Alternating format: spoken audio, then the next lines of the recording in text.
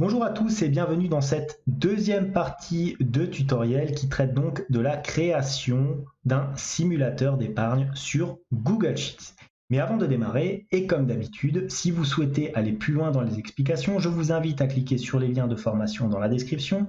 Et si vous ne souhaitez pas rater mes vidéos sur la comptabilité, la finance et l'utilisation des outils tels qu'Excel ou Google Sheets dans le monde de l'entreprise, n'hésitez pas à vous abonner à la chaîne. De plus, pour ceux qui souhaiteraient uniquement acquérir le fichier sans passer par le tutoriel vidéo, sachez que tous les documents sont disponibles en illimité et dans leur version finalisée pour mes contributeurs Patreon, plateforme dont vous trouverez le lien en description. Alors dans cette deuxième partie de tutoriel, nous allons aborder les différentes formules à mettre en place dans notre fichier ainsi que les graphiques qui s'y rattachent. Donc on va commencer, on va se placer ici dans notre petite fenêtre de paramètres et on va aller dans les trois cellules que je vais sélectionner, donc de H7 à H9, juste avant les trois choix mensuels, trimestriels et annuels offerts à notre utilisateur. Je vais intégrer ici des cases à cocher pour que l'utilisateur coche le choix qu'il sélectionne. Pour ce faire, je vais aller dans Données ici, Validation des données. Vous voyez une petite fenêtre apparaître, donc la plage des cellules, c'est bien celle que nous avons sélectionnée. Dans Critères, alors dans Critères, nous allons changer ici Liste créée à partir d'une plage. On va cliquer sur la petite flèche et on va sélectionner Case à cocher. Ensuite, il me propose d'utiliser des valeurs de cellules personnalisées. On n'a pas besoin de cocher ça. Pareil, on laisse ici afficher un avertissement et on ne change pas non plus l'apparence. On appuie sur Entrée. Regardez, j'ai trois cases qui sont apparues. Maintenant, je vais un petit peu changer la mise en forme de ces cases. Donc, ça fonctionne comme si vous aviez des caractères normaux finalement dans vos cellules. Donc, il faut changer la couleur de police ici, la couleur du texte. On va passer sur du vert un petit peu plus foncé, donc comme ceci. Voilà, donc nos trois différentes cases à cocher. Une fois qu'on a fait ça, alors je vous propose d'utiliser une règle de mise en forme personnalisée afin de quoi? Afin tout simplement de changer la mise en forme en fonction de si la case est cochée ou non. Alors regardez, si la case n'est pas cochée, qu'est-ce que ça change dans notre formule? Eh bien ça nous met ici un élément faux. Si je coche la case, mon élément devient vrai. Ça nous donne donc une sorte de structure conditionnelle que nous pouvons utiliser avec différentes formules Excel. Donc je vais sélectionner maintenant mes trois éléments ici. Voilà, comme ceci. Je vais aller dans Format, Mise en forme conditionnelle. Et voyez ce qui se passe, vous avez tout simplement ici différents paramètres que vous pouvez appliquer. Donc appliquer à la plage, donc celle que nous avons sélectionnée. Et là par contre, on va changer les règles. On va aller sur ici la petite flèche. On descend. La formule personnalisée est. Et là on va rentrer une formule. Est égal. Ensuite, on va mettre $, H7. Je sélectionne donc ici la première, donc mensuel, est égal à vrai. Donc, cette mise en forme va s'appliquer à toutes les cellules ou la cellule d'à côté où il y aura naturellement une case cochée, donc qui voudra dire vrai. Ensuite, on va sélectionner le style de mise en forme. Donc, je propose, alors là, vous voyez, vous avez l'arrière-plan en vert qui vous donne donc cette mise en forme là, donc je préfère pas mettre ça, je vais juste prendre le texte en vert comme ceci et le mettre naturellement en gras, voilà, comme ça. Une fois que j'ai fait ça, j'appuie sur OK, donc j'ai validé ma mise en forme, la formule personnalisée est, donc on est bon. Je vais maintenant regarder, si je sélectionne, je me retrouve bien avec mes différents éléments qui évoluent. Alors éventuellement, on peut peut-être centrer notre texte, voilà, plutôt comme ça. Regardez, j'ai mes différents éléments qui évoluent en fonction des cases que je coche. Et voilà donc pour notre petite mise en forme. Passons maintenant aux différentes formules à appliquer ici dans notre onglet de résultats, dans notre partie de résultats. Donc je vais commencer par la formule, disons, la plus simple. Il s'agit de l'annualité. Donc la valeur finale de mon capital ici. Alors qu'est-ce que ça va être? On va taper la formule. Est égal. D'abord, premier choix conditionnel. Si, j'ouvre la parenthèse, si quoi? Si ma cellule H9 ici, donc ma case à cocher, est égale à vrai. Autrement dit, si l'utilisateur a coché un versement annuel, on va figer d'ailleurs cette cellule, voilà, avec 2 $ comme à chaque fois, point virgule, et là je vais utiliser ma fonction financière, il va falloir que vous suiviez parfaitement, donc VC, valeur future d'un investissement avec annuité, j'ouvre la parenthèse, quels sont les indicateurs à prendre en compte? Le premier, il va s'agir du taux. Donc ça va être ici le taux annuel que vous allez prendre pour votre simulation. Donc on est sur du D10, pareil, on va figer la formule comme ceci. Point virgule, le nombre de périodes. Là c'est relativement simple, comme c'est des années et que vous saisissez ici la durée d'investissement en années, tout simplement ça va être D10, donc le nombre de périodes. Pareil, on fige la cellule avec 1 $, point virgule, le montant du paiement. Donc là, ça va correspondre ici au montant des versements. Donc on va se placer en D8. On fige là encore notre cellule D8, F4, point virgule, dernier paramètre à entrer dans ma fonction. Il s'agit de la valeur actuelle. À quoi correspond la valeur actuelle? Ça correspond au montant de départ renseigné par l'utilisateur, donc ici D6. Une fois qu'on a tout ça, on ferme la parenthèse. Naturellement, on fige le dernier élément à rentrer. Attention, on a ouvert une fonction conditionnelle si. Donc là, on a si vrai. On n'oublie pas de mettre la contrepartie, si faux. Donc si l'utilisateur n'a pas saisi la case ici, n'a pas coché la case annuelle, alors on va renvoyer tout simplement une cellule vide. Et on ferme ici notre parenthèse. On appuie sur Entrée et on se retrouve avec 403,94 €. Maintenant, pour calculer le montant du capital. Alors c'est très simple, ça va être égal au montant de départ plus les différents versements fois la durée d'investissement, c'est-à-dire le nombre de paiements. On se retrouve donc avec 220 €. Là, par contre, on va rajouter peut-être une petite fonction conditionnelle, là encore, si l'utilisateur ici, alors voilà, je retourne ici, si l'utilisateur a sélectionné, alors c'est H9,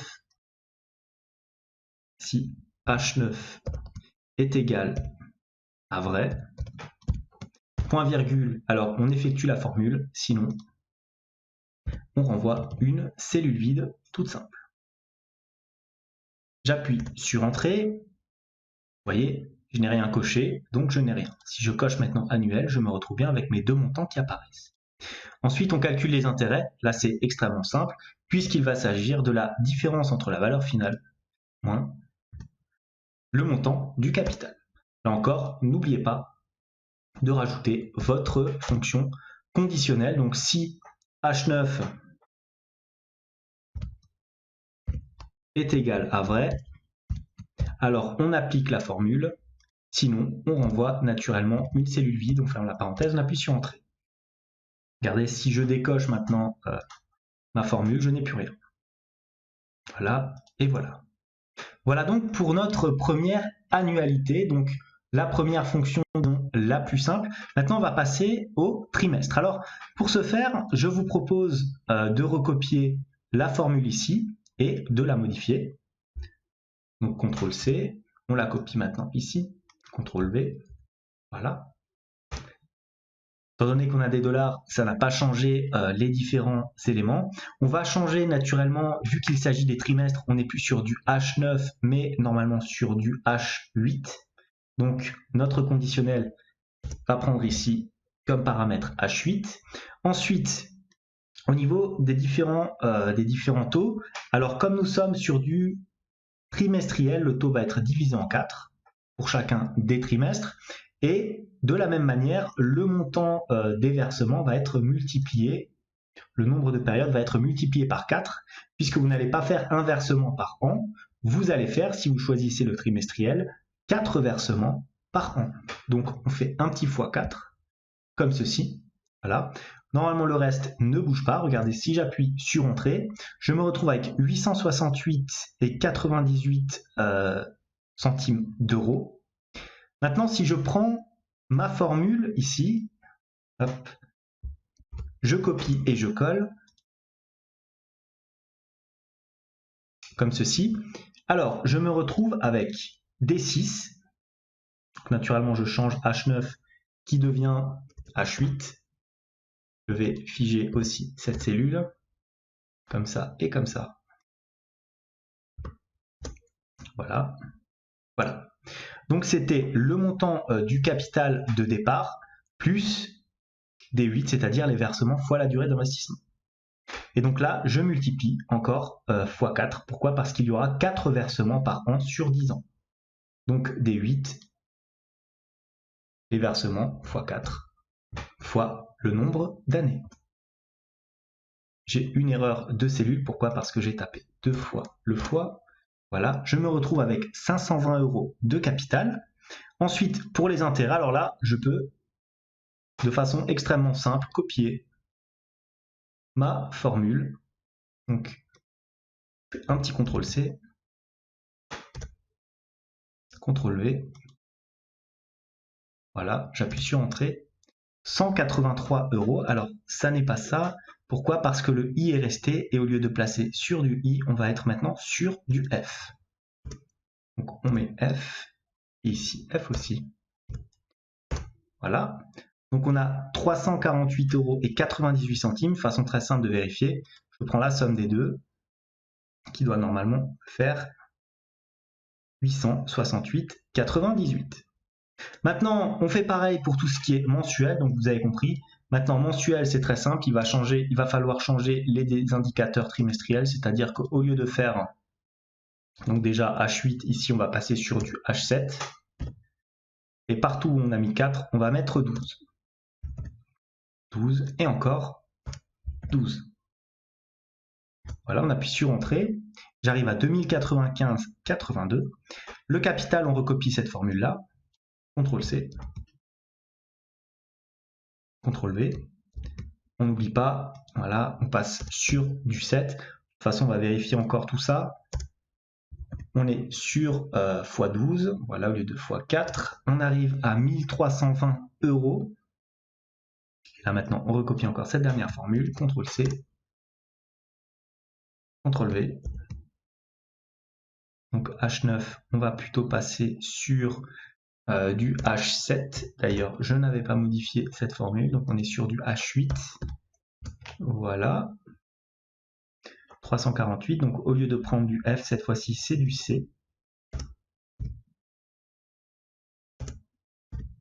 J'appuie sur Entrée, j'arrive à 775,82 € et maintenant si je décoche mes cases, tout ce qui est annuel est parti, tout ce qui est trimestriel est parti, et tout ce qui est mensuel, normalement, est parti. Voilà, donc l'utilisateur peut sélectionner les différents paramètres qu'il souhaite analyser en fonction de la périodicité de ces divers versements. Maintenant, et pour des éléments un petit peu plus décoratifs, on peut éventuellement, regardez, on va sélectionner ces deux cellules, on va aller dans Insertion, on va insérer un petit graphique. Voilà, donc on peut garder ce graphique de secteur. Je propose éventuellement d'aller peut-être aller dans Personnaliser, qu'est-ce qu'on pourrait changer? Le style du graphique, arrière-plan, couleur de la bordure, voilà, on va peut-être mettre éventuellement du blanc. Voilà, on l'a comme ça. On va le mettre dans l'espace prévu à cet effet. Voilà. Voilà, donc premier graphique. Ensuite, vous pouvez faire un petit CTRL-C, éventuellement CTRL-V. Sélectionnez à peu près à la même hauteur votre graphique. Entrez un petit peu dans les cases.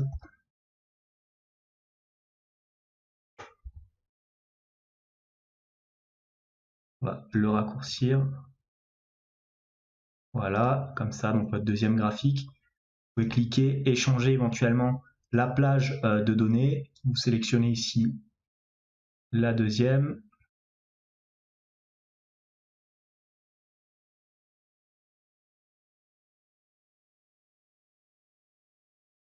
Voilà. On appuie sur OK. Encore une fois, on va copier ce graphique-là.